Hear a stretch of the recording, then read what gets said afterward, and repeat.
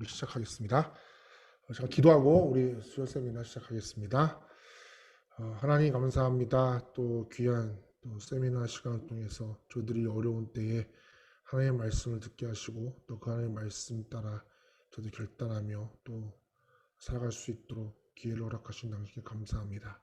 주님, 이 어려운 시간에 우리가 붙잡고 또 이 세상 살아갈 수 있는 유일한 기준은 하나님의 말씀밖에 없음을 저들 깨닫게 하여 주셔서 우리 삶의 주 되신 하나님의 놀라운 역사가 하나님의 인자하심이 우리 삶 가운데에 늘 임하도록 성령께서 우리를 붙들어 주시고 오늘 하나님 이 세미나 가운데 주님 성령께서 친히 주관하여 주셔서 다른 것 들어오지 않게 하시고 오직 성령 하나님께서 온전한 말씀을 분별해 나가며 온전히 앞에 영광 돌리는 귀한 시간 되도록 성령이 우리를 붙드시고 역사해 주시옵소서.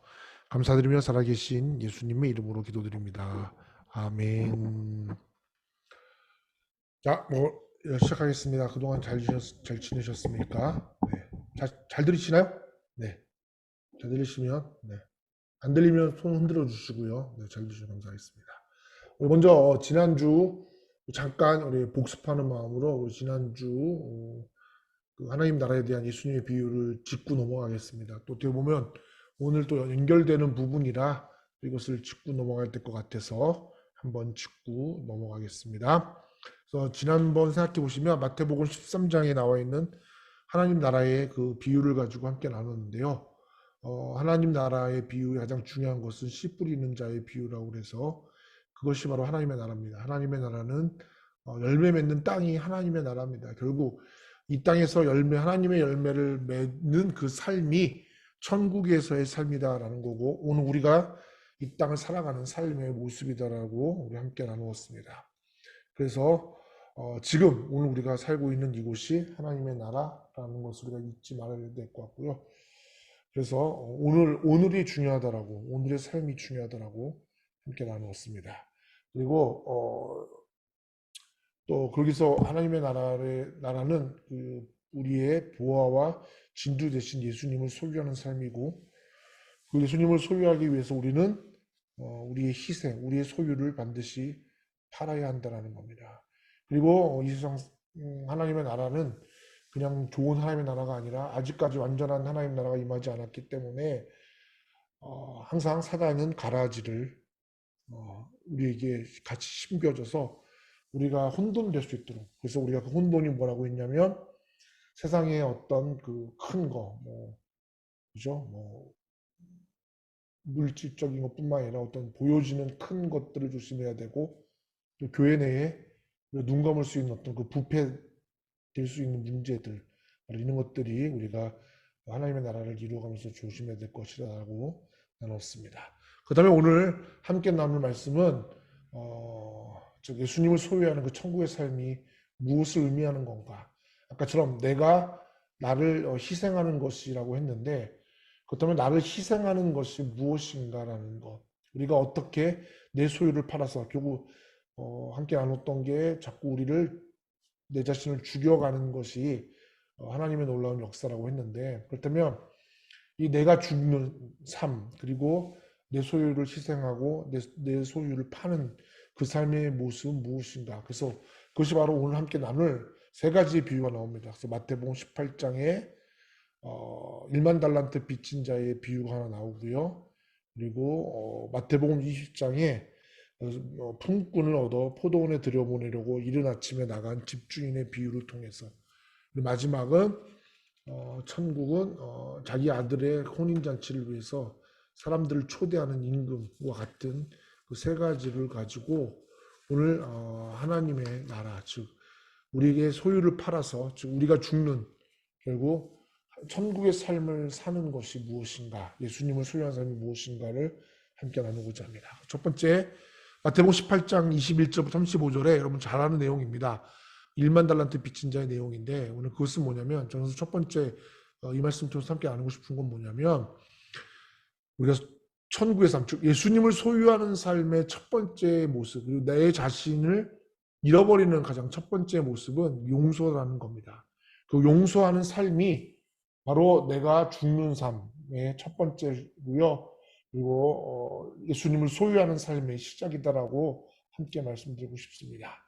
그래서 용서가 과연 무엇을 의미하는가? 근데 너무 우리가 용서를 강요하다 보니까 때로는 너무 행동이나 태도, 그래서 우리는 꼭 용서해야 돼. 그래서 상처가 너무나 많은데, 큰 상처가 있는데 용서해야 한다라는 그 이유 때문에 온전히 상처를 회복하지 못하고 그냥 강압적으로 용서하는 건데, 여러분 그것은 용서가 될 수 없다라는 거죠. 그건 진정한 하나님의 이 말씀에 천국을 소유하는, 내가 죽는 그것과 전혀 반대되는 것과 동일하다는 거죠. 그렇다면 이 용서, 그 1만 달란트 빚진 자를 통해서 하나님 주시는 그 용서가 가지는 의미가 뭔지를 함께 나누기를 원하는데, 그래서 이 비유, 여러분 뭐 1만 달란트 빚진 자 비유 잘 아시죠? 마태복음 18장 뭐 읽어보시면 아시겠지만, 그 1만 달란트를 빌려주고, 항상 하나님의 나라 할 때는 중요한 게 뭐냐면 회개라는 게 나와요. 그러니까 회개가 우리가 말하는 회개가 아니라 카운팅하는 거죠. 하나님의 나라의 가장 큰 본질 중에 하나는 카운트입니다. 하나님의 나라는 오늘 우리가 산 것에 대해서, 우리 삶의 모습에 대해서 하나님은 항상 회개, 즉 카운트 하신다라는 거예요. 그래서 오늘 우리가 이 땅을 살아가는 게 천국에서의 삶을 살아가는 이유가 거기에 있는 겁니다. 그래서 우리가 이 땅을 살아가고, 그래서 그냥 우리 생각대로 우리 의지대로 막 사는 게 아니라 하나님의 자녀로 살아가야 되는 이유가 뭐냐면, 하나님은 그때가 되면 카운트를 하시기 때문이라는 거죠. 우리 행위나 우리 어떤 것에 대해서 우리가 책임을 져야 된다는 겁니다. 그래서 하나님 말하는 그 진정한 용서는 너무 그 비유에다가 넘어갔는데, 그래서 1만 달란트가 뭐냐면, 그렇게 1만 달란트 빚진 왕이 어느 날 회개하려고 했는데, 그래서 자기한테 빚진 자를 불러서 갚으라고 했더니 1만 달란트 빚진 자가 뭐예요? 돈이 없어서, 그래서 불러다가 너 옥에 가두고 네가 팔 수 있는 거 모든 거 다 팔아서 갚으라라고 얘기했는데, 이 1만 달란트 빚진 자가 한 번만 꼭 갚을 테니 살려달라고 해서 이 왕이 결국 불쌍히 여겨서 그 빚을 갚으라라고 한 게 아니라 아예 탕감을 시켜주고 나서 풀어줍니다. 그런데 길 가다가 자기에게 100데나리온 빚진 자를 보고 그를 감옥에 감아두고 갚으라고 하는 모습을 보고 다시 왕이 불러서 없었던 걸로 하자라고 말하는 것, 그것이 이제 1만 달란트의 빚진 자인데, 이것을 통해서 하나님이 하나님 나라의 삶은 용서라는 것을 알게 하는데, 그렇다면 그 용서의 가장 중요한 핵심은 무엇인가? 이거 제가 오늘 1번에 보면, 이것은 무엇인가를 해야 하는 행동이나 태도가 아닌 하나님의 나라를 깨닫고 하나님의 사랑을 발견하는 과정이다라고 존 패튼과 데이비드 어스버거가 그렇게 표현했습니다. 결국 그래서 용서는요, 뭐 내가 용서해, 여러분 이게 중요한 게 아니다라는 겁니다. 결국 하나님의 진정한 용서는 내가 무엇을 하고 용서를 하고 하는 그런 행동이 중요한 게 아니라 바로 이 하나님의 나라를 깨닫고 하나님의 사랑과 은혜를 깨닫는 과정입니다. 그래서 이제 여러분 이게 중요한 건데, 그래서 오늘 1만 달란트 빚진 자의 핵심은요, 네가 용서를 왜 안 했냐가 아니라 용서하게 한 그 왕의 사랑과 은혜를 깨닫지 못하는 1만 달란트 빚진 자의 뭐예요? 그 마음이, 결국 용서는 그래서 하는 게 중요한 게 아니라 나에게 은혜를 베풀어 주신, 사랑을 베풀어 주신 그것을 기억해내는 게 용서라고 생각을 하시면 됩니다. 사실 용서는 사실 제일 하기 힘든 거거든요. 우리가 사실 용서한다는 거는 말이 용서지, 사실 굉장히 용서하기가 쉽지 않은 게 우리 모습이기 때문입니다. 그래서 오늘 사실 이 얘기가 왜 시작됐냐면, 베드로가 잘못된 질문을 했기 때문이라는 겁니다. 오늘 이 본문의 18장 21절에 보면 베드로가 뭐라고 얘기하면, 사실 18장 내용부터 다 봐야 되는데, 그 18장의 내용에 이제 천국에서 가장 큰 자가 누굽니까? 라고 하자 예수님이 뭐라고 대답하면 어린아이다. 그러면서 지극히 작은 자가 같은 마음을 가져야 된다. 근데 이 작은 자를 실족해 하는 자는 뭐다? 해서는 안 된다. 그래서 실족하는 거 뭐라고 해요? 그래서 뭐 실족시키면 연자맷돌 봐주고 빠져 죽는 게 낫다든지, 눈으로 실족시키면 눈을 빼라, 오른손이 실족시켰으면 손을 잘라라, 다리가 실족시켰으면 다리 잘라라. 그게 천국 들어가는 것보다 훨씬 더, 못 들어가는 것보다 훨씬 낫다라고 예수님이 그렇게 말씀하시는 게 나옵니다. 그리고 나서 이제 죄진 자를 다시 권면하는 모습. 그래서 먼저 가서 권면하되 듣지 않으면 두세 사람이 가라. 그리고 듣지 않으면 뭐다? 아예 그냥 손 떼고 나와라 라고 하는 게 예수님의 그 말씀하시고 나서 베드로가 뭘 얘기하냐면 그렇게 물어요 예수님한테. 그러면 예수님 얼마나 더 용서를 해야 됩니까? 여러분 21절에 보면 형제가 내게 죄를 범하면 몇 번이나 용서하여 주리까? 7번까지 하오리까? 라고 질문을 하게 됩니다. 근데 여러분 사실 이 질문이 잘못됐다라는 거죠. 아까처럼 결국 뭐예요?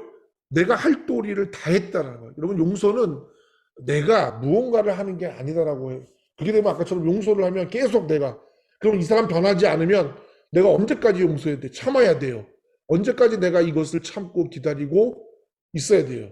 이 사람 변하지 않으면 내가 또 뭐 화를 내든 용서하지 않고 정신 차리게 하기 위해서 우리가 용서하지 않겠어라고 얘기하는 걸까? 결국 우리가 이 베드로의 질문 자체가 어떻게 보면 용서에 대한 개념을 우리가 깨닫고 있는 용서의 개념을 그렇게 말하고 있다라는 사실이라는 거죠.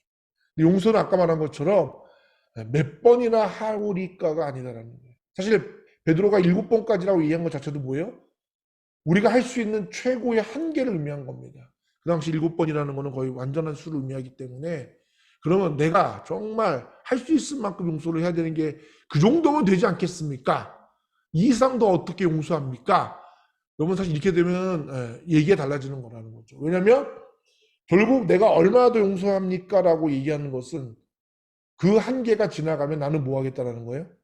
용서하지 않겠다라는 것과 동일하게 된다는 거예요. 그래서 결국 용서는 무엇을 하고 하는 행동의 의미가 아니라 아까 말한 것처럼 하나님의 은혜와 그 나를 향한 하나님의 용서와 사랑, 은혜를 알아가는 게 용서라고 말씀할 수 있다는 거죠.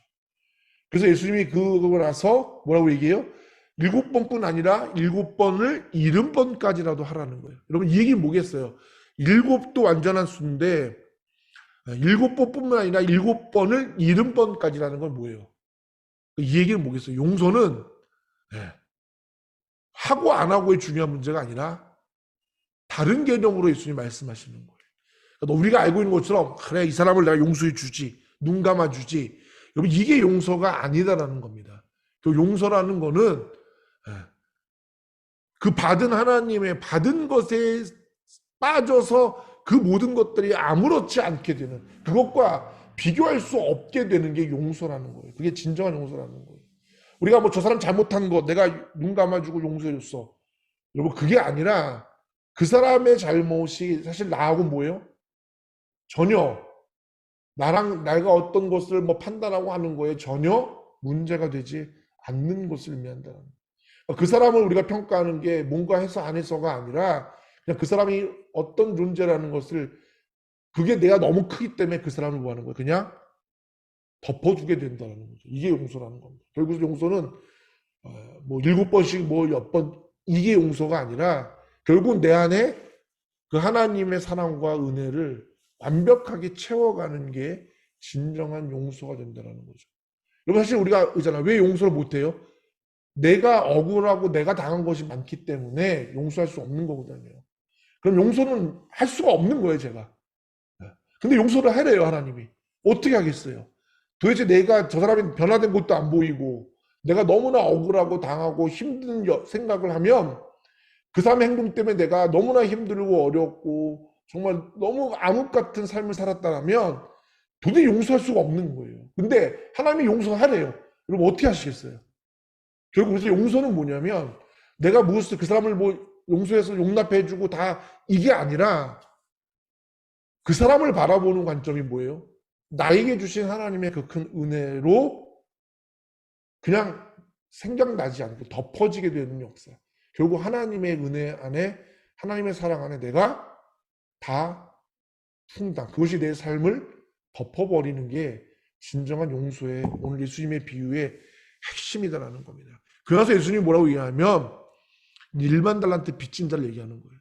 여러분 이거는 왕이 용서한 거가 중요한 게 아니라 1만 달란트 빚진 자가 뭐예요? 그 왕의 은혜와 사랑을 잃어버린 거에 대한 여러분 하나님의 질책이다라는 거예요. 그러니까 내가 그 1만 달란트 빚진 자가 그 사람이 100대라는 빚진 자를 용서하지 않은 게 문제가 아니라 1만 달란트 빚진 자가 자기가 탕감받은 것에 대한 은혜와 사랑을 잃어버렸다는 거죠. 그래서 우리가 마음이 강팍해지고 우리가 그 사람에 대해서 우리가 마음이 강팍해지고 자꾸 내 자아가 드러나는 가장 큰 건 뭐냐면요. 하나님의 사랑을 망각했기 때문이라는 거예요. 망각되어지기 때문이라는 거예요. 결국 내가 자꾸 드러나서 내가 자꾸 뭔가 주체가 되어서 뭔가 판단하고 뭔가 해야 되고 하는 거는 결국 내가 아직도 하나님의 그 영원한 주대심에 퐁당 빠지지 않은 그 모습이라는 거죠. 결국 그래서 우리는 뭐냐면 우리의 천국의 삶의 시작은 결국 뭐예요? 용서에 있다는 거죠. 그러니까 하나님의 용서, 하나님의 우리를 향한 그 용서함, 은혜와 사랑을 우리가 잊지 않는 것이 우리가 내 자아가 죽어가는 것이고 예수님을 소유하는 것의 시작이다라는 겁니다. 그래서 예수님은 어쩌면 용서를 우리에게 말씀하지 않으셨을까? 내가 너를 탕감한 거 된 거죠. 그래서 그 용서의 시작은 뭐냐면 불쌍히 여김입니다. 자, 이번에 대한 건데. 그래서 우리는 용서를 내가 저 사람을 용서해야지가 아니다라는 거예요. 저 사람이 뭐예요? 나도 탕감받은 것을 향해서 보고 뭐예요? 그도 아무것도 할 수 없는 존재라는 불쌍한 존재라는 것을 우리가 인식으로 시작해야 된다는 거예요. 불쌍한 존재죠. 여러분 사실 우리가 너무나 잘못한 사람을 보고 뭔가 제대로 살지 못하는 사람을 보면 처음에는 화가 나다가 어떤 마음이 드세요? 정말 안타까운 마음이 들잖아요. 불쌍한 마음이죠. 아, 저거 정말 저러다 큰일 나면 어떡하냐.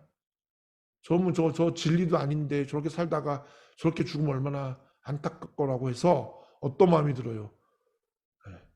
불쌍히 여김이 시작된다는 겁니다. 결국 이 왕도 왜 그런 용서에 탕감하는 마음이 들었냐면 여러분 1만 달란트는 뭐냐면 갚을 수 있는 게 아니다라는 거예요. 여러분 1만 달란트 왜 그러면 하나님께서 예수님께서 왜 비유를 1만 달란트를 한 이유가 뭐냐면 사실 여러분 1만 달란트는 우리가 빚질 수도 없는 돈이에요. 왜냐하면 여러분 한 달란트, 1달란트는요. 그 당시 화표 가치로 보면 6천 데나리온이에요.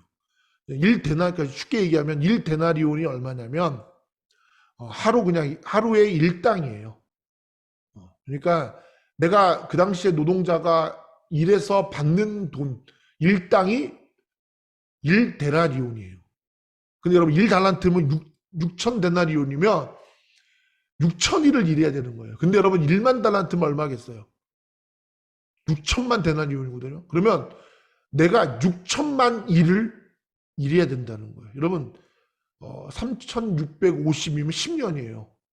6천일만 해도 6천 데나리오면 6천일을 일한 거잖아요. 그럼 6천일만 해도 얼마예요? 20년이에요. 근데 6천만 데나리온이면 얼마겠어요? 이거는 우리가 갚을 수 없는 돈이에요.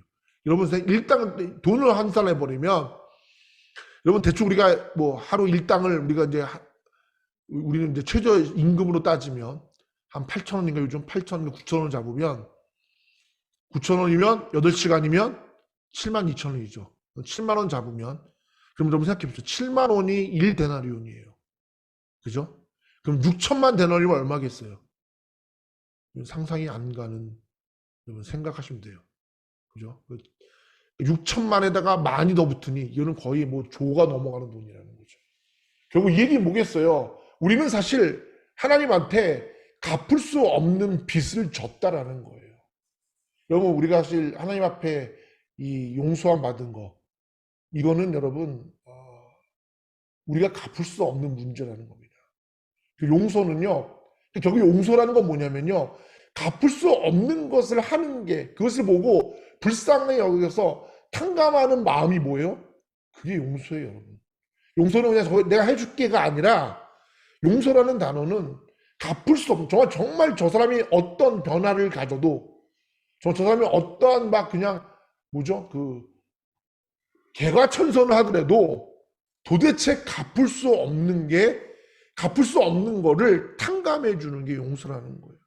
그러니까 뭐 우리가 생각하는 뭐죠? 저 사람이 잘하고 면 좀 조금 뭐 갚을 수 있을까? 이게 결국 뭐예요?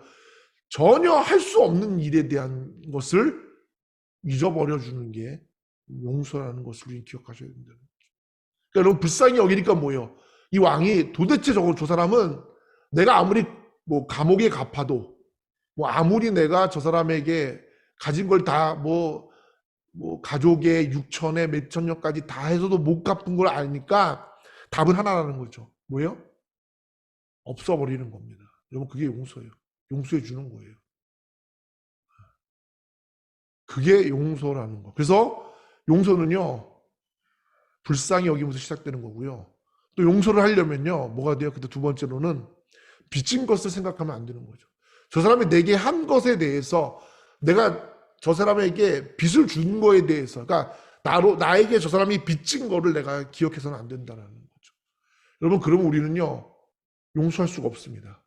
저 사람이 내게 한 것에 대해서 우리가 기억하면 여러분 그것은 갚을 수 없기 때문에 그것은 되돌릴 수 없는 문제이기 때문에 여러분 그것을 기억하는 순간 그것을 생각하는 순간 용서는 할 수 없게 된다는 겁니다. 그래서 용서하려면 여러분 첫 번째 뭐예요? 네. 우리가 불쌍히 여기 왜? 갚을 수 없는 거기 때문에. 그 두 번째 뭐냐면 내게 한 것에 대해서 우리의 초점이 맞춰지면 용서는 할 수 없다는 거죠. 용서할 수 없다는 거죠. 아까처럼 우리가 얼마나 하나님의 존재를 그 영광받을 이름을 욕되게 했어요. 그거는요 하나님이 자존심 문제이기 때문에 그건 갚을 수가 없는 거죠.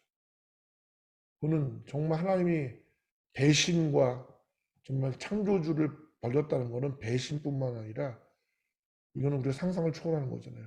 그죠? 갚을 수가 없는 거죠. 근데 그거를 뭐예요? 하나님은 잃어버리셨다는 거죠. 탕감시켜줬다는 거죠.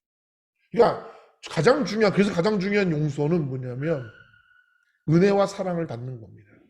결국 내가 그래서 저 사람을 용서해 주는 거는요, 그냥 용서가 아니라 내가 하나님의 사랑과 은혜를 받은 나는 갚을 수 없는 거를 하나님으로부터 탕감받은 자로서 저 사람을 긍휼히 여겨 불쌍히 여겨서 그 사람이 내게 된 것에 대해서 생각지 않는 게 용서라는 것을 우리는 아셔야 된다는 겁니다. 그래서 그게 이제 1만 달란트의 빚진 자의 핵심이라는 거죠.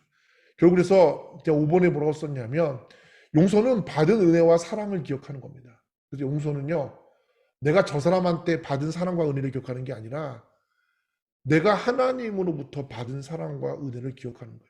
이게 없어지면 뭐예요? 나는 용서할 수가 없는 존재가 되는 겁니다.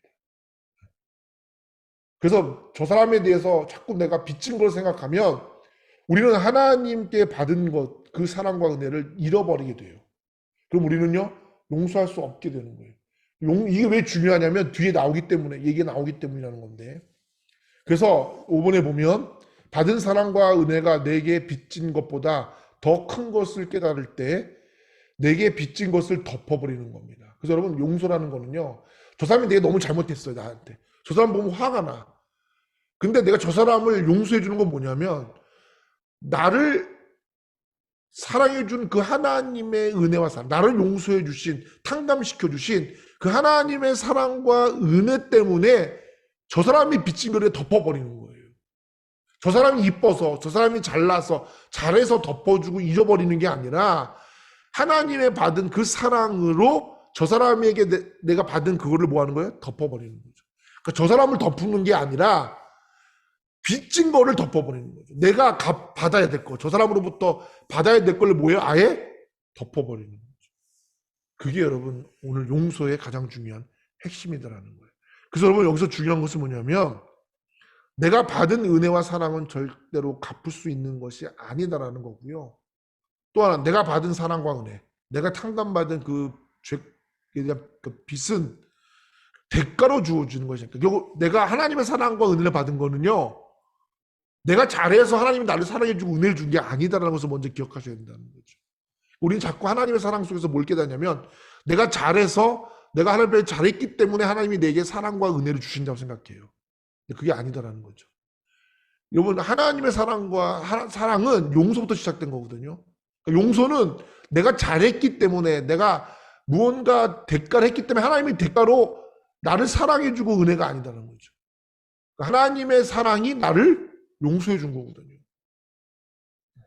그러니까 사랑이 먼저라는 거죠. 왜냐하면 여러분 로마서 5장 8절에 보면 우리가 아직 죄인 되었을 때에 그리스도께서 우리를 위하여 죽으심으로 하나님께서 우리에 대한 자기의 사랑을 확정하셨느니라. 그리고 하나님이 우리의 죄를 탕감시켜 준 거는요, 내가 아직 뭐에 있을 때요? 죄에 있을 때라는 거예요.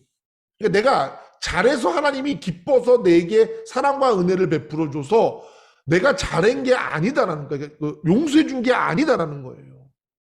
그러니까 이미 용서는 뭐예요? 하나님이 너는 도대체 갚을 수 없다라는 것을 알았기 때문에 그냥 뭐 일방적인 하나님의 탕감이에요. 그 용서 때문에 오늘 내가 하나님의 사랑과 은혜를 알게 되는 거예요. 우리 자꾸 혼돈해요. 내가 잘해서 내가 하나님 앞에 뭔가 잘하면 하나님이 날 더 사랑해주고 나에게 더 하나님께서 은혜를 베풀어주는 데 가는 거죠. 근데 하나님의 사랑과 은혜는 이미 뭐에서부터? 탕감시켜준 거, 용서해준 거부터 시작됐다라는 거죠. 여러분 그게 하나님의 사랑의 시작이에요. 그러니까 근데 그게 아까처럼 내가 죄인 되었을 때라는 거죠. 이미 하나님은 아세요. 여러분들의 용서가 뭐냐면 저 사람이 나한테 잘못한 것은 어떤 누구도 나를 정말 내 이 빚진 것을 내 속 시원히 갚아주지 못한다는 거예요. 거기서 시작하셔야 돼요, 여러분들은요. 여러분 마음속에 있으실 거예요. 용서하지 못한 사람. 용서할 수 없죠. 용서 못해요, 여러분. 용서라는 게 우리가 하나님 말한 용서를 우리가 깨닫는 게 그래서 중요한 거예요. 우리는요, 절대 용서할 수 없어요. 우리의 존재 자체는요. 그런데 용서가 되는 이유가 뭐냐면 이거라. 일만달한테 빚진 자라는 거죠. 하나님이 나를 탕감시켜준 거. 내 죄를 탕감시켜주고 나로 하여금 너도 이거 들어봐. 그 무슨 사랑과 은혜를 주셨다라는 것에 대해서 뭐예요? 깨닫는 거죠. 그게 용서예요. 그러니까 여러분 사람의 잘못한 거를 뭐 따지지 마십시오. 그냥 내가 받은 게 많기 때문에 내가 저 사람 용서해 주는 거예요. 여러분 이게 용서의 시작인 거예요. 여러분 결코 그 사람은 내가 용서할 수 없어요. 그래서 이 1만 달란트 빚진 비유가 가장 중요한 게 그래서 용서 못했기 때문에 이 왕이 그 사람을 감옥에 가두고 벌 준 게 아니라 뭐예요? 은혜와 사랑을 잃어버리고 강팍해서 돈 받으려고 하는 그 마음, 그거를 이 왕이 화가 나서 뭐예요? 벌 준 거예요. 여러분. 그게 오늘 말씀의 핵심이에요. 왜냐하면 33절에 기록된 거죠. 오늘 18절 3절 보면 내가 너를 불쌍히 여김과 같이 너도 내 동료를 불쌍히 여김이 마땅하지 아니하냐 하고 이게 중요한 거죠. 그러니까 하나님 화가 난 건 뭐냐면 내가 너를 불쌍히 여긴 거를 왜 너는 너의 형제를 불쌍히 여기지 않냐라는 거예요. 여러분 이게 용서예요. 그래서 용서해야지. 저 사람을 용서해야지가 아니라 뭐죠? 우리가 용서할 수 있는 게 아니라 우리가 하나님의 사랑으로 여러분 우리가 그것들을 가지는 겁니다. 그래서 또 제가 알겠지만 마태복음 그래서 5장 43절에 보이면 그래서 원수를 사랑하는 이유가 거기 있는 거예요. 여러분 원수는 사랑할 수가 없어요. 왜요? 그럼 원수라는 단어 자체가 뭐예요? 단어가 나올 수가 없는 이게 모순이에요. 원수는 사랑할 수 없는 게 뭐예요? 원수예요. 근데 원수를 사랑하는 게 뭐가 되겠어요? 그 얘기 뭐겠어요? 이미 원수를 뭐하라는 얘기예요? 용서하라는 얘기죠. 용서하기 때문에 사랑하는 겁니다. 아까처럼 그 용서의 핵심은 뭐다? 하나님이 나를 사랑함과 은혜로 충만하게 채워질 때 그 사람 용서하는 거죠. 근데 이게 왜 중요하냐면 35절에 보면 너희가 각각 마음으로부터 형제를 용서하지 아니하면 나의 하늘 아버지께서도 너희에게 이와 같이 하시리라. 결국 뭐겠어요? 그러니까 우리가 저 사람을 용서하지 않으면 하나님은 나를 용서를 뭐 하겠다는 거예요? 거두어가신다는 거예요. 그 뭐가 되겠어요? 하나님이 그 용서를 거두어가면 하나님의 사랑이 거둬가는 거예요. 하나님의 사랑이 거둬가면 우리에게 뭐만 있는 거예요? 뭐만 있는 거예요? 답은 끝났죠. 뭐요? 심판이라는 거죠. 그잖아요. 하나님의 사랑이 없는데. 여러분 이게 중요한 거예요. 그래서 그래서 여러분 용서가 중요한 이유가 뭐냐면 하나님 나라에 그리고 내가 죽는 첫 번째 가장 큰 거예요. 여러분 사실 내가 죽지 못하는 이유는 뭐냐면요. 나를 너무 사랑해서 그래요. 내가 기준이 되기 때문에.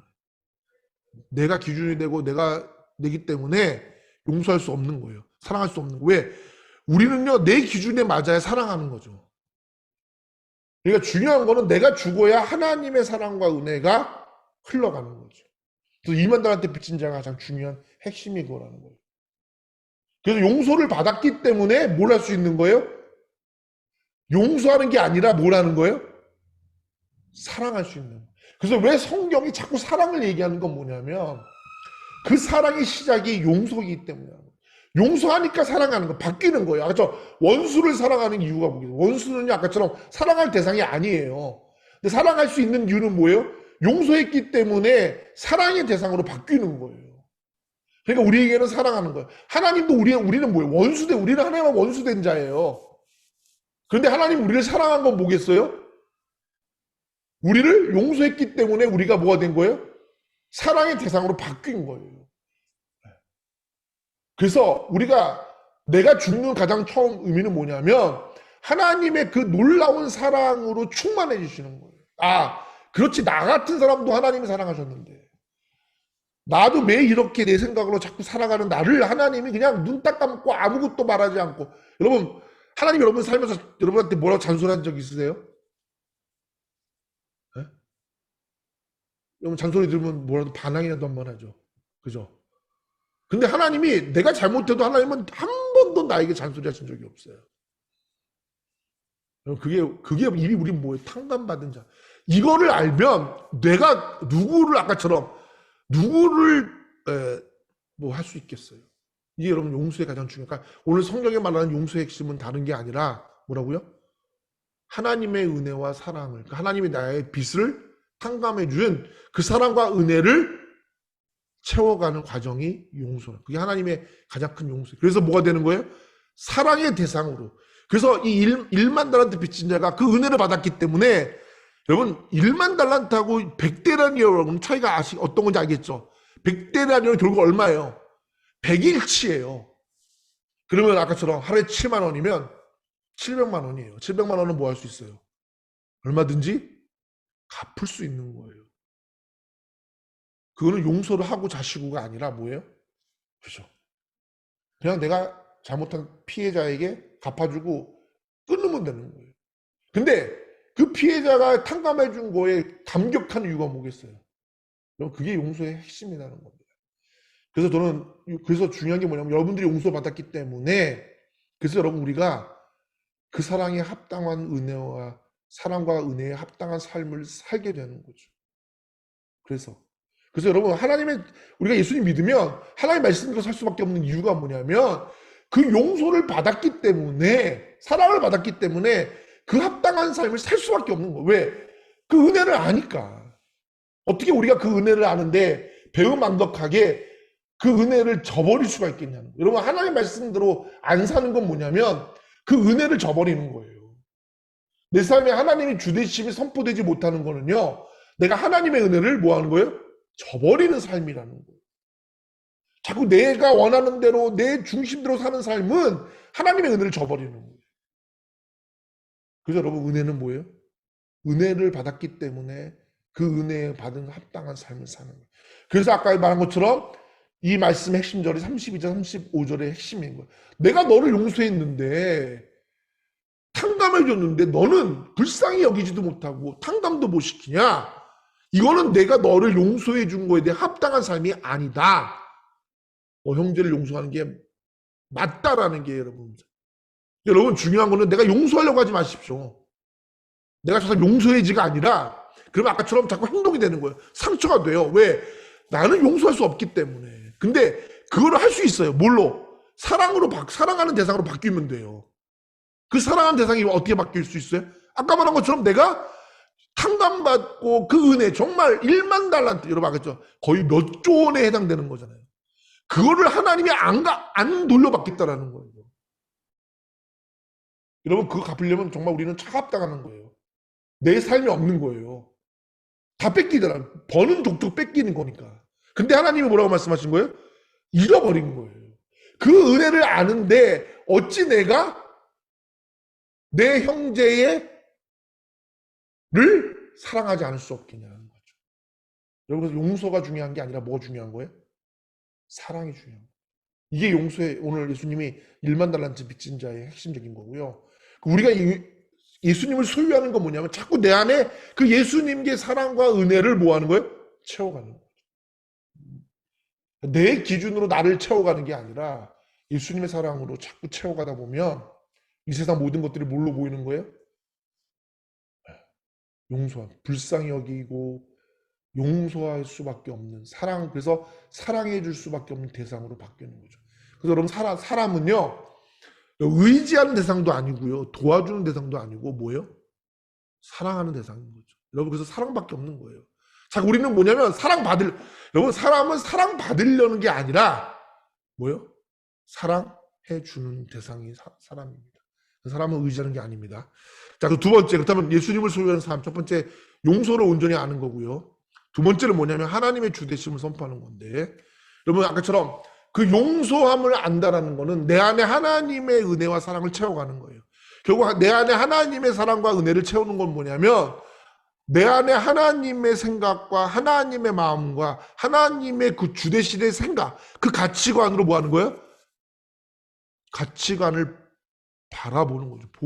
배우는 게 여러분 두 번째. 그래서 여러분, 우리는요 아까처럼 용서해야 되고요. 내가 자꾸 죽으려면 그 사랑을 채우고 자꾸 내 안에 하나님의 가치관으로 하나님의 그 판단 기준으로 나를 뭐 해줘야 돼요? 자꾸 비워가셔야 된다는 거죠. 여러분, 하나님의 말씀 우리가 알아야 되는 이유가 여기 있는 거예요. 다른 게 아니에요, 여러분. 하나님의 말씀을 알아야 되고 배워두고 우리가 하나님의 말씀을 깨달아야 되는 거는요, 그 하나님의 말씀이 내 삶의 기준이기 때문에 그걸 채우지 않으면 아까 말한 것처럼 뭐예요? 하나님의 은혜와 사랑을 내가 뭐 할 수 없어요? 채울 수 없어서 사람을 사랑할 수 없게 되기 때문에. 그러니까 결국 천국의 삶이 되지 않기 때문에 말씀이 중요한 겁니다. 두 번째, 그 말씀이 왜 중요하냐? 마태복음 20장 1절부터 16절인데 여러분, 이 말씀의 핵심 내용은 뭐냐면 천국 마치 품꿈을 얻어 포도원에 들여보내고 이른 아침에 나간 집주인과 같으니, 이게 비유입니다. 여러분, 어떤 것인지 알겠죠? 뭐예요? 이 주인이 뭐예요? 포도원을 일꾼 하는데 아침에 나갔어요. 그래서 나가서 일꾼하고 뭐라고 얘기했냐면, 너 오늘 우리 포도원에서 일해. 그럼 내가 하루 일싹 한 데나리온 줄게. 그랬어요. 그래서 갔는데 또 주인이 나갔어요. 워낙 뭐 포도원이 컸는지 아니면 정말 일꾼들을 일시켜서 돈을 주고 싶었는지 모르겠지만 또 나갔어요. 나가서 또 데리고 왔어요. 조건이 뭐예요? 너 일해. 내가 한 데나리온 줄게요. 그죠? 또 나갔어요. 또 나갔어요. 그리고 마침내 일 끝나는 1시간 전, 여기 보면 11시, 뭐 11시라고 나왔는데, 그죠? 예. 그죠? 제 11시에 나갔어요. 결국 뭐냐면 일이 끝나기 1시간 전이에요. 그때 나갔는데도 노는 사람이 있었어요. 근데 물어봤어요. 너 왜 노냐? 그랬더니 나를 써주는 사람이 없어서 여기 서 있습니다. 그랬더니 뭐예요? 그래, 오케이, 너 가라. 그리고 뭐 한 거예요? 1데나리온을 주기로 약속한 거죠. 그러고 나서 돈을 주는데 온 사람, 일찍 온 사람부터, 늦게 온 사람부터 줬어요. 근데 1시간 일하고 이 사람은 1데나리온 받았어요. 그랬더니 뒤에 있는 사람을 뭘 기대했어요? 야, 1시간 일했는데 1데나리온이네? 나는 얼마 받을까? 기대를 했어요. 근데 나한테 얼마 줬어요? 한 데나리온 줬어요. 그러니까 이 사람, 이 먼저 온 자들이 뭐라 그래요? 화가 나고 불만, 원망한 거예요. 야, 주인 너무한 거 아니냐? 그래서 주인이 뭐라고 얘기해요? 야, 네가 뭔데? 내가 내 거 가지고 내가 착한 일을 했는데 왜 네가 나를 악하다고 했느냐? 그리고 오히려 역정을 내는 게 오늘 이거예요. 여러분, 이 의미는 뭐겠어요? 여러분, 아까처럼 나를 지워가는 거는요, 내 안에 있는 세상의 가치를 뭐 하는 거예요? 비워가는 거예요. 내 안에 있는 세상의 가치를 비워가려면 아까 말처럼 뭘 채워야 돼요? 하나님의 가치관으로 채우는 거예요. 여러분, 하나님의 가치관에 가장 중요한 건 뭐냐면 오늘 이 말씀이 뭐겠어요? 하나님의 약속이에요. 여러분, 변하지 않습니다. 여러분, 하나님이 일꾼들 데려올 때 어떤 조건을 줬어요? 하루 일하면 한 데나리오. 근데 여러분, 그건 시간이 아니에요. 그러니까 주인이 뭐랬어? 너 오늘 그냥 하루 와서 일하면 내가 너에게 1데나리온을 준다는 거예요. 여러분 이게 왜 중요하냐면 하나님의 가치 중에 이걸 또 깨닫게 되는 건 뭐냐면 하나님의 가치는 뭐냐면 인간이 모두 다 뭐예요? 평등하게 인간적인 삶을 살아야 돼요. 아까도 얘기했죠. 여러분 이 한 데나리온은 한 사람의 일에서 한 가정이 먹고 살 수 있는 최소의 돈인 거죠. 일용할 양식이에요. 하나님은 우리에게 뭘 약속하셨어요?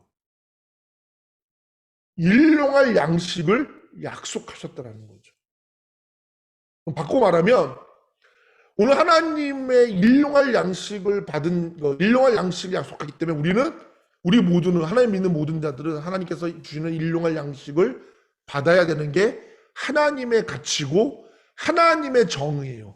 여러분 제가 4번에 보면 하나님 나라의 정의라고 얘기해서 거기 보면 모든 사람들은 여러 가지 조건에 의해서 차별받지 아니하고 동일한 존중을 받아야 한다. 6.7절에 기록된 말씀인데 여러분 이거 보면 또 우리는 뭐 생각해요? 요즘 아주 법적으로 논란되는 차별법, 그죠? 뭐 대한민국 요즘 뭐 차별법 뭐 서명한다고 얘기하는데 되게 복잡한. 여러분 오해하지 마십시오. 저는 뭐 그런 진보를 얘기하는 게 아니라 그런 차별이 아니라 뭐죠? 하나님의 백성은 아까 말한 것처럼 일용할 양식을 먹음으로 인간답게 살아야 되는 게 하나님 나라의 정의예요. 그게 가치관이에요. 근데 오늘날 세상 가치는 뭐예요? 네가 일한 만큼 노력한 만큼 뭐예요? 대가를 받아야 되는 게 이 세상 가치라는 거죠. 그러니까 너가 그런 수준이 되면 너는 그 수준에 맞는 임금을 받아야 되고 너는 그 수준이 안 되면 그 수준밖에 안 되는 임금을 받아야 되는 게 세상의 가치. 근데 여러분 이거는 하나님의 나라 가치관이 아니다라는 걸 우리가 아셔야 돼요. 만약에 여러분 우리가 이거를 이해 못하면 아까 말했 어떤 게 되는 거예요? 하나님의 약속을 잃어버리는 거. 뭘 해요? 하나님을 뭐예요? 나쁜 사람 만드는 거예요. 원망하게 만드는 거예요. 오늘날 여러분 우리가 이 교회들과 기독교인들이 이 가치에 너무 우리는 물들어 있어요. 우리도 어떻게 해요? 내가 좋은 공부하고 열심히 공부하면 내 몸값이 높아져서 내가 억대 연봉을 받는 게 하나님의 축복이라 생각해요. 이거는 하나님의 가치가 아니에요. 하나님 나라의 가치는 너나 못 배운 사람이나 동일하게 하나님이 뭐예요? 소중한 존재이기 때문에 그들은 인간이 누려야 되는 비교적 일용할 양식에 그 자족할 수 있는 것을 대우를 받아야 되는 게 하나님 나라의 가치예요. 근데 우리도 뭐래요? 나보다 못 배운 사람은 뭐예요? 나하고 똑같은 임금 받으면 돼요, 안 돼요? 안 돼요. 용납할 수 없다라는 거예요. 그것도 결국 뭐예요? 용서의 문제라는 거예요. 우리는 그 생각이 있는 거예요. 그래서 좋은 대학 내가 못 가면 좋은 대학 간 사람보다 내가 어떤 사람이 생각해요? 열등한 사람이라고 나 스스로 생각해요. 이건 여러분 하나님 나라 가치가 아니에요. 내가 저 사람보다 못했으니까 당연히 낮은 걸 받는 거는 당연하다고 생각하면 뭐예요? 그건 하나님 나라 가치도 아니고 여러분 그거를 마땅하다고 생각해서 안 되고 내가 잘났다고 해서 뭐예요? 그래서 우리가 나보다 못한 사람을 여러분 업신 여겨서도 안 되고 나보다 능력이 낮다고 해서 저 사람이 나보다 사람이 아니다라고 생각해서도 안 된다는 거예요. 여러분 대표적인 게 뭐예요? 그게 선교지에서 일어나는 가장 큰 오점 중에 하나인 거죠. 특히 우리도 보세요. 선진국 사람 대하는 것과 여러분 우리보다 못한 나라 사람 대하는 여러분도 우리도 차별이 느끼잖아요. 그 조건이 뭐예요? 저 사람은 당연한 거예요. 저 선진국인 사람들은 그 대우를 받는 게 당연하고 후진국 사람들은 그걸 받는 게 당연하다고 생각하는 게 우리부터가 하나님 나라의 정의로 가득 차지 않았다는 거죠.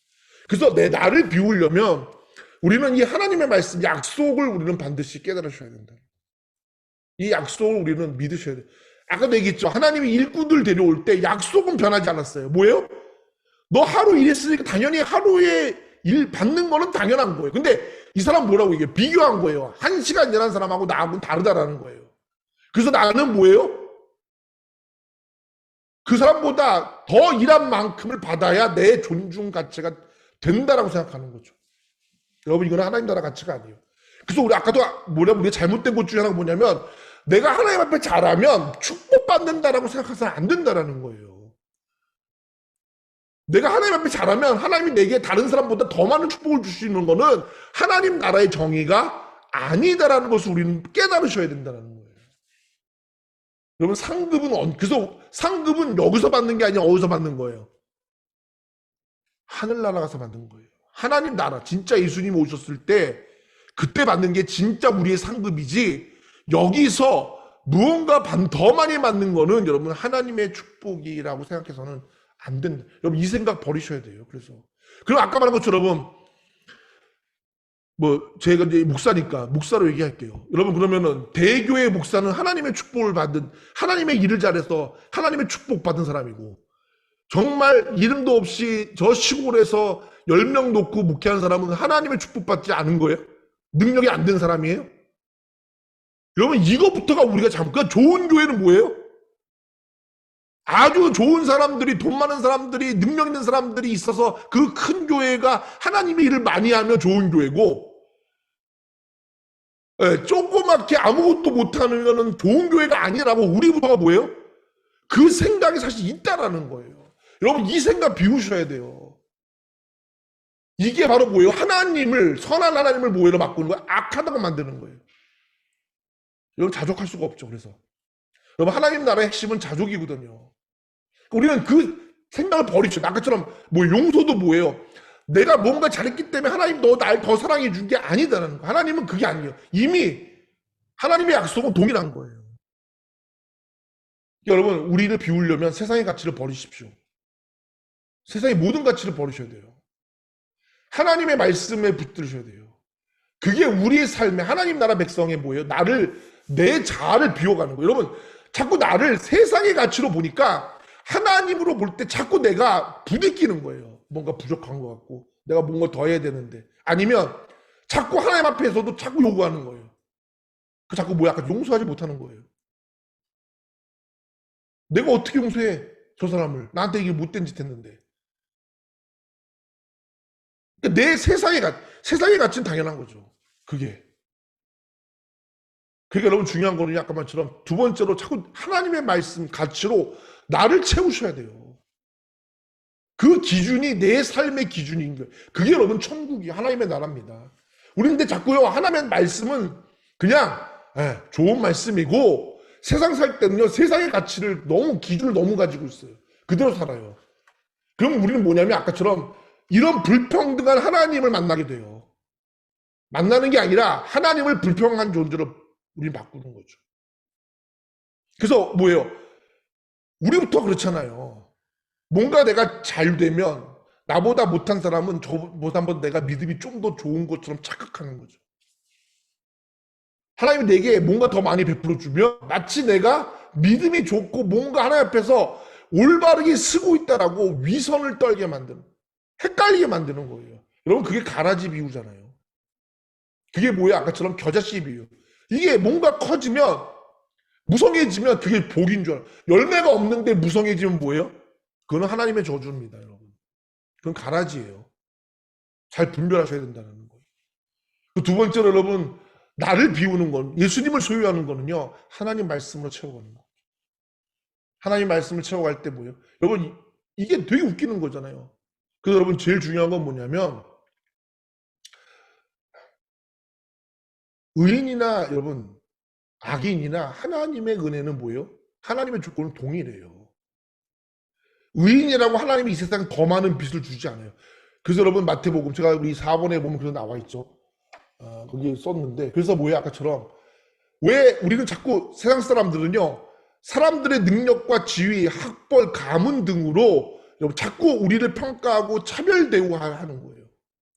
좋은 집안인 사람은 좋은 사람이고 나쁜 집안인 사람은 그 사람도 뭔가, 그러니까 우리는 자꾸 그 사람을 하나님의 존재로 보는 게 아니라 자꾸 뭐예요? 내 기준으로, 세상의 기준으로 마치 그게 하나님의 기준인 것처럼 생각해서 우리는 판단하게 만드는 거죠.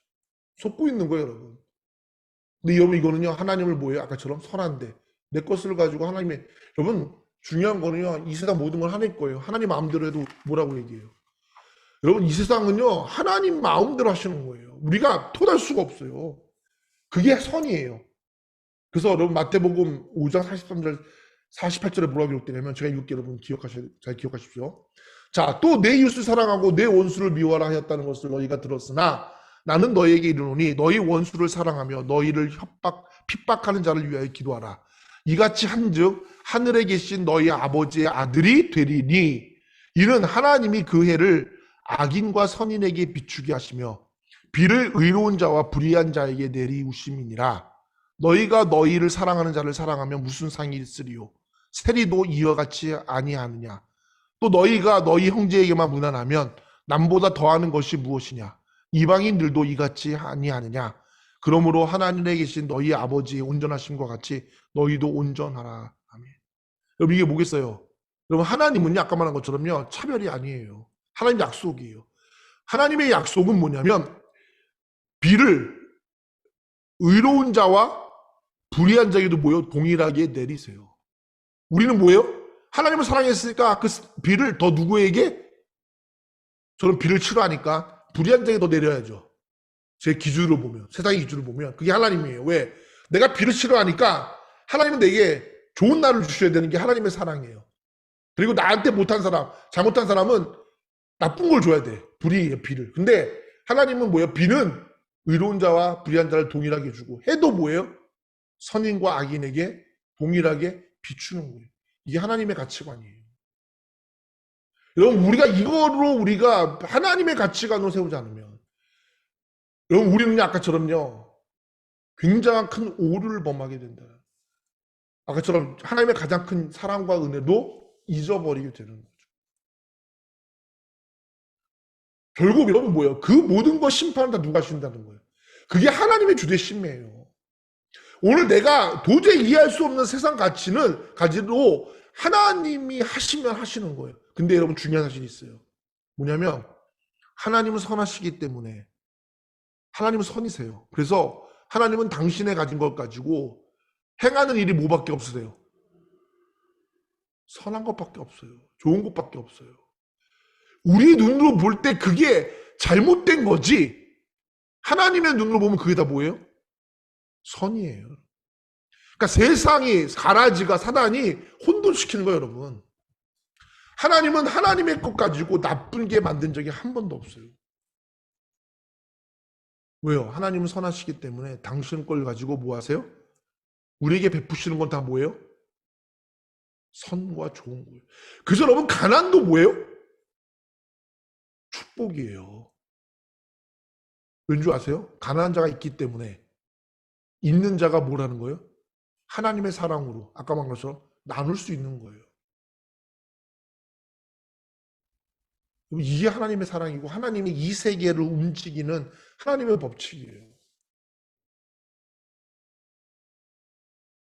근데 우리는 뭐냐면 아까 말한 것처럼 가난은 저주라 생각하죠. 그러니까 하나님 근데 그럼 보세요. 그럼 하나님이 가난한 자 중에 열심히 믿는 자가 그러면 우리 말한 것처럼 우리의 기준으로 보면 하나님 열심히 받으면 그 사람도 뭐예요? 복을 받아야 되는데 가난해요. 그럼 뭘로 평가하실래요? 그래서 여러분 욥의 얘기가 친구가 나오는 거예요. 욥의 친구들이 나오는 거예요. 야 아무래도 너는 네가 기억 못하는 뭔가 잘못한 것이 있으니까 그거 해결하지 않으면 너 이거 절대 못 벗어나. 우리는 그렇게 얘기하는 거죠. 정말 믿음이 좋은데도 가난하면 근데 여러분 그거는요 그 사람에게 그게 하나님의 축복인 거예요. 그걸 깨닫는 게 뭐예요? 저는 그게 하나님의 나라라고 생각하는 거죠. 우리는 뭐예요? 가난하면 불쌍하고 뭔가 잘못된 거고 뭔가 나보다 다른 내가 업신여겨야 되는 아니면 하나님의 관계에서 잘못된 것이라고 생각하는 여러분 바로 이게 포도원 주인된 포도원의 비유 그 주인의 비유와 동일한 거예요. 그래서 여기서 기억할 거면 하나님의 주대심은 뭐냐면 첫 번째로 아까 말한 것처럼 하나님의 약속은 누구에게나 다 보다 동일하다는 거예요. 아까도 뭐 용서의 시작은 뭐예요? 우리가 죄인이었을 때예요. 우리가 하나님 앞에 회개해서 죄가 없어서 하나님 용서해 준 게 아니라 하나님의 용서는 언제부터? 죄가 있었을 때 우리가 죄인이었을 때부터 용서가 시작됐다는 거죠. 하나님의 약속은 동일한 겁니다. 의인이나 불의한 자나 하나님의 축복은 똑같이 임하는 거예요. 비와 해도 이 세상 모든 것도 그래서 중요한 건 뭐냐? 또 깨달을 것을 아까 하나님의 주대심은, 그래서 하나님은 선하시기 때문에 당신 것을 가지고 행하시는 모든 것들은 다 뭐다? 선이다. 나쁜 게 하나도 없다라는 것을 우리는 아셔야 돼요. 내가 지금 어려워, 힘들어도 그게 뭐예요, 우리에게? 하나님 우리에게 뭐 하신 거예요? 선이에요. 여러분, 그래서 뭐예요? 사단이 우리를 욥을 그렇게 유혹한 것도 결국 바꿔 말하면 뭐예요? 하나님의 뭐예요? 선하심이라는 거죠.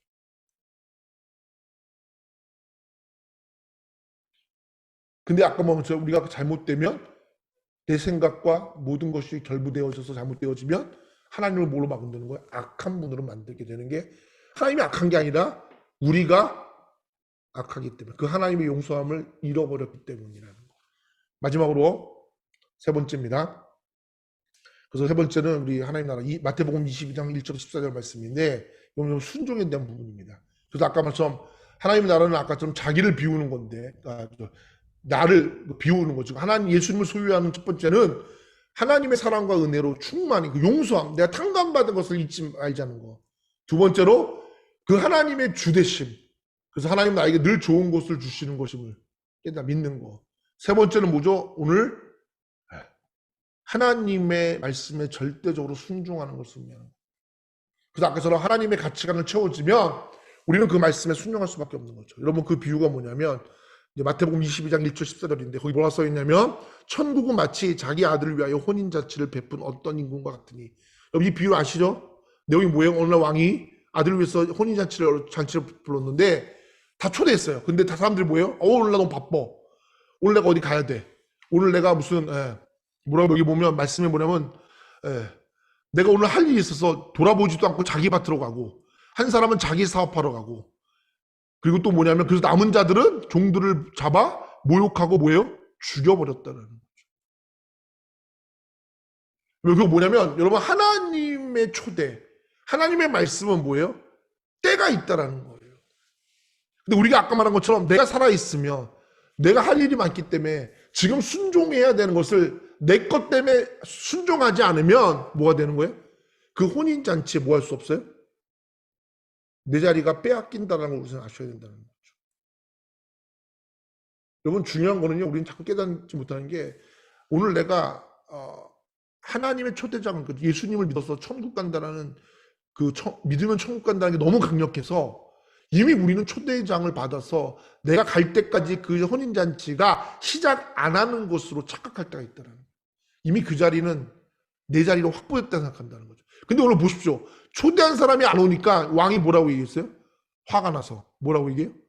지나가는 사람 다 뭐예요? 가서 닥치는 대로 와서 자리 채우라는 거예요. 여러분, 결국 뭐냐면 하나님의 초대는 정해진 시간이 있고요. 하나님의 말씀에 순종의 때는 그때예요. 하나님 지금이 아닙니다. 이거 아니에요. 오늘 우리는 말씀을 들으면 뭔가 내 안에 있을 거예요. 해야 될 때. 그럼 그때예요. 하셔야 돼요. 초대에 응하셔야 돼요. 근데 지금 뭐예요? 지금 아까처럼 내가 용서하지 못했어. 저 사람 만나면 화가, 또 감정이 안 풀렸어. 라든가. 아니면 아까처럼 내가 지금 너무 바빠. 내 사고의 가치관으로 차여 있어. 그래서 내가 잠시, 하나님 이거 못하겠어요 지금. 그럼 뭐예요? 그때가 지나간다는 거예요. 결국 여러분, 하나님의 말씀에 순종하는 것은 우리의 상황과 시간과 전혀 상관이 없다는 거예요. 오늘 우리가 말씀을 들으면 잠깐 우리는 생각해요. 이게 지금 내 맞는 때인가 아닌가. 해야 되나 말아야 되나. 지금 내가 이런 시간에 지금 내가 이거 해야 돼. 그러니까 뭐예요? 우리가 사업할 때나 여러 가지 할 때 보면 뭐예요? 하나님 하지 말라고 하는데 뭐예요? 지금 이거를 하나님의 말씀보다 하나님이 기뻐하지 않는데 이걸 안 하면, 이걸 지키면 지금 내가 얻어야 될 이득이 없어져 버려요. 그러니까 우리는 뭐예요? 하나님 잠깐 내가 이거 돈 많이 버는 것도 돈 많이 벌어서 하나님 내가 영광 돌릴 테니까, 그리고 뭐예요? 잊어버려서 하나님의 초대를 말씀에 순종하는 걸 놓쳐버려요. 그러면 되돌릴 수 있을까요? 못 돌린다. 더 중요한 건 뭐냐면요. 그 순종의 결국 뭐냐면 여러분, 참석에도 기준이 있다는 거. 아무나 들어가는 게 아니라는 거죠. 뭐냐면 여러분, 어느 날 데리고 손님이 가득했어요. 모두 데리고 왔더니, 여러분 중요한 건 뭐냐면 악한 자나 선한 자나 만나는 대로 모두 데려왔어요. 그랬더니 혼인잔치 손님들이 가득했어요. 근데 임금이 손님들을 보러 들어올 때 거기서 얘 보고 입지 않냐 한 사람을 보고 왜 입지 않았냐? 그들이 뭐예요? 어두운 데 던지라는 거예요. 쫓겨났어요. 여러분 중요한 건 뭐냐면 오늘 내가 여러분 마치 하나님의 말씀 순종하는 게 착한 일이라고 생각하지 말라는 거예요. 우리는 자꾸 하나님의 나라 일을 하면 착한 것만 생각해요. 그러니까 이 얘기 뭐겠어요? 그러니까 착한 일, 선행, 누구를 뭐 구제하고, 물론 구제도 중요한 건데, 우리는 하나님 말씀에 순종하는 거, 하나님 말씀대로 사는 삶을 뭐라고 생각하냐면 착한 일 하는 거. 뭐죠? 또 하나? 그죠? 뭐 구제, 뭐 하여튼 착한 일. 여러분들 모든 종교는 뭘 추구해요? 착한 일을 추구해요. 그들과 우리가 다른 건 뭐예요? 다른 게 뭐예요? 예수 그리스도죠. 근데 예수 그리스도가 그 뭐예요? 우리에게 얘기했죠. 하나님 나라는 뭐다? 예수님을 소유하는 거다. 예수님을 소유하는 게 뭐다? 말씀대로 살면서 예수님의 열매를 맺는 거예요. 그 얘기 뭐겠어요? 예수님이 가신 길을 따라가는 삶이라는 거죠. 예수님도 아버지의 말씀대로 살았기 때문에 여러분 오늘 하나님의 약속을 이루는 축복을 받았다는 거죠. 우리에게 주어진 건 뭐냐면 우리도 예수님을 따라 사는 삶이 천국의 삶이고 그게 바로 예수님의 열매를 맺는 삶이라는 거죠.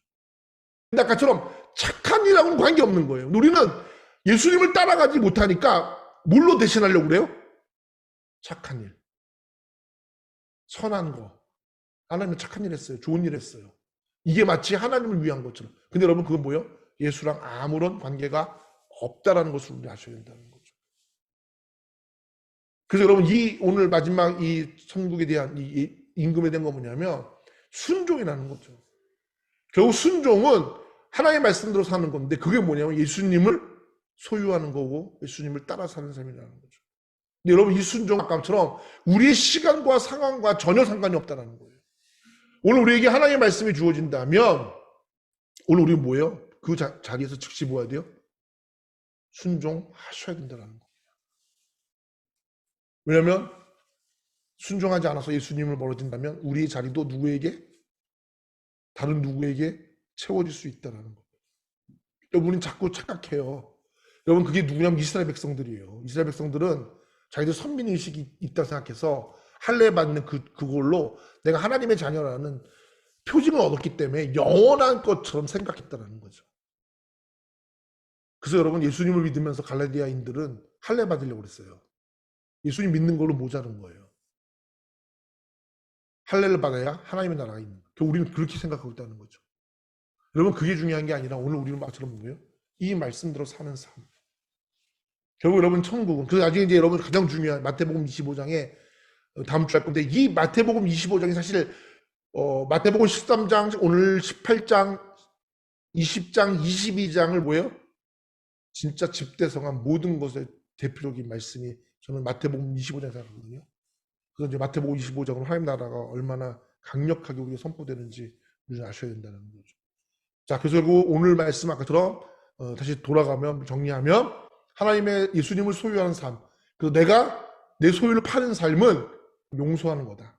근데 그 용서는 아까처럼 내가 용서하는 게 아니라 그 내가 용서한다는 얘기는 뭐냐면 내가 날마다 하나님께 탕감받은 그 사랑과 은혜를 생각해서 내게 빚진 것을 잊어버리는 삶이다.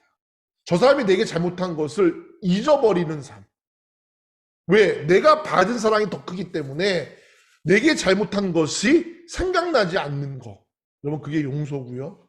이 용서를 우리가 위해서는 뭐냐면 내 가치가 내 생각에 세상적인 사고가 없어져야 된다. 즉 하나님의 주되심이 날마다 우리 삶 가운데 선포되어져야 된다. 결국 하나님의 가치관으로 우리가 충만해져야 된다. 결국 하나님의 가치관은 세상의 가치관이기 때문에 하나님 말씀이다. 결국 하나님의 약속은 하나님 말씀이기 때문에 그 말씀을 붙잡는 거다. 그리고 아까처럼 그 말씀을 붙잡았다면 나는 뭐다? 순종해야 한다. 그 즉시 순종하고 그런데 그 순종은 아까 말처럼 착한 일이 아니라 예수님을 따라 살아서 예수님의 열매가 맺는 삶. 이것이 바로 진정한 순종이다. 그리고 여러분 이것이 바로 오늘 우리가 이 땅을 천국을 지금 하나님의 임한 하나님의 나라를 살아가는 우리의 삶의 모습이라는 거죠. 이 삶을 사는 게 오늘 우리에게 주어진 이미 왔지만 아직 완성되지 않은 하나님의 나라를 우리가 살고 있는 그리스도인의 삶이라는 거. 그게 오늘 우리가 하나님 나라 백성이에요. 지금 우리가 하나님 나라 백성으로 살고 있는 거지. 대한민국 백성, 물론 대한민국 국민으로 사는 것도 맞지만 우리는 그거는 뭐냐면 잠깐 스쳐가는 나그네 같은 거고요. 우리의 진짜 삶은 하늘나라의 삶입니다. 지금. 그래서 우리는 세상의 가치가 아니라 하나님의 말씀대로. 결국 우리가 세상의 가치를 안 따라가려면 내게 주신 하나님의 은혜와 사랑을 잊지 마셔야 되는 거죠. 그래서 그것을 잊지 않으려면 말씀으로 날마다 나의 세상의 가치를 지워버리고 하나님의 말씀, 약속만이 내 머릿속을 채우셔야 된다. 그리고 여러분 그 말씀이 살아 움직이려면 우리는 오늘 뭐 해야 돼요? 순종하시기 바랍니다. 자, 여기까지 일단 궁금한 거 있으시면 없으시면 궁금한 거 있으신가요?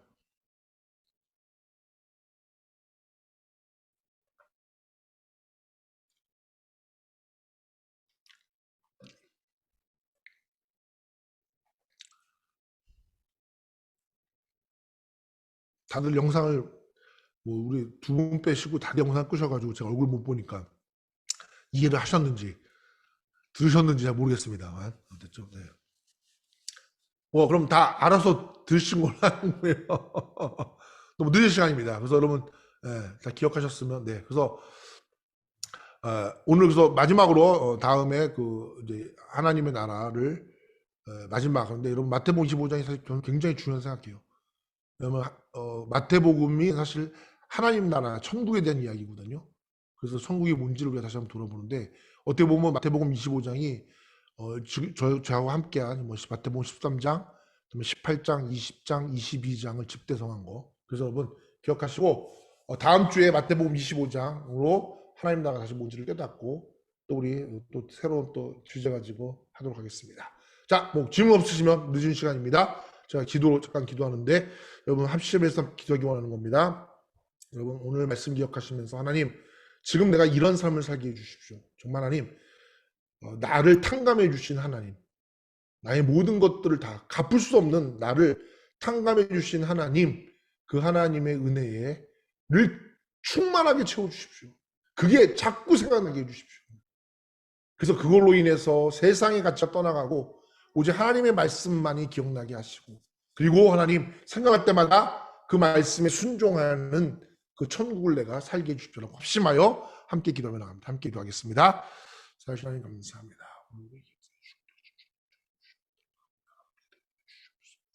채워주시옵소서. 하나님 그렇습니다. 그저 하나님 천국은 죽어서 가는 나라고 우리는 그냥 이 땅에서 세상의 가치로 내가 주인 되어서 내가 원하는 대로 사는 삶이 아니라 하나님 정말 열매 맺는 그 귀한 삶입니다. 그래서 열매 맺는 땅으로 변화되는 겁니다. 이 삶을 위해서 예수님을 소유하는 거고 정말 예수님을 소유하기 위해서 내 것을 희생하는 겁니다. 그 내 것을 희생하기 위해서는 주님 정말 내가 내 안으로 채워져야 됩니다. 주님 내 안에 정말 하나님의 은혜와 사랑 나를 탕감해 주신 그 용서 그 하나님의 용서가 오늘 내 삶을 붙잡게 하여 주시고 나를 붙잡게 하여 주셔서 하나님 정말 내가 빚진 것을 나에게 잘못한 사람들 그 모든 것들을 덮고도 남은 그들의 것들이 내게 아무런 영향을 끼치지 않는 그 은혜의 바다에 그 사랑의 바다에 하나님 내가 빠져서 오직 그 은혜 속에 살아가게 하여 주시옵소서. 그 은혜를 살아가기 위해서 하나님 내가 오늘도 하나님 약속을 붙잡아야 됩니다. 신실하신 약속. 그 하나님의 말씀은 정말 선한 것입니다. 나에게 좋은 것을 주시는 겁니다. 주님 그래서 오늘 그 선한 하나님을 믿고 그 말씀으로 내 가치관을 채우고 그래서 세상의 가치로 하나님 벗어버리게 하여 주시옵소서.